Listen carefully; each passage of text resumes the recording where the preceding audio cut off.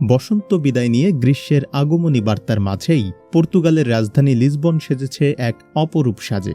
শহরের রাস্তাঘাট, পার্ক আর ঐতিহাসিক অলিগলি এখন ঢেকে গেছে জাকারান্ডা ফুলের মায়াবী বেগুনি চাদরে। প্রতি বছরের মে ও জুন মাসে এই ফুল দেখতে ভিড় জমান দেশ বিদেশের হাজারো পর্যটক। দক্ষিণ আমেরিকার আদি উদ্ভিদ হলেও 19 শতকের শুরুতে পর্তুগালে জাকারান্ডা গাছ নিয়ে আসা হয়। লিসবনের আবহাওয়া এই গাছের জন্য দারুণ উপযোগী হওয়ায় গাছটি শহরের একটি অবিচ্ছেদ্য অংশ হয়ে ওঠে।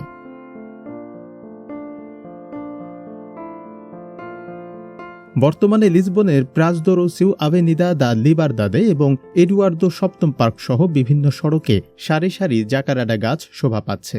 গাছ থেকে ঝরে পড়া পাপড়িগুলো পিচ ঢালা পথগুলোকে যেন বেগুনি রঙের গালিচায় পরিণত করেছে। পরিবেশবিদরা জানান, জলবায়ু পরিবর্তনের কারণে সাম্প্রতিক বছরগুলোতে এই ফুল ফোটার সময় কিছুটা তারতম্য দেখা গেলেও লিসবনের সৌন্দর্যে এর প্রভাব এতটুকুও কমেনি। সামাজিক যোগাযোগ মাধ্যমগুলোতে এখন পর্তুগালের এই বেগুনি রূপের ছবি ও ভিডিও বেশ ট্রেন্ডিং।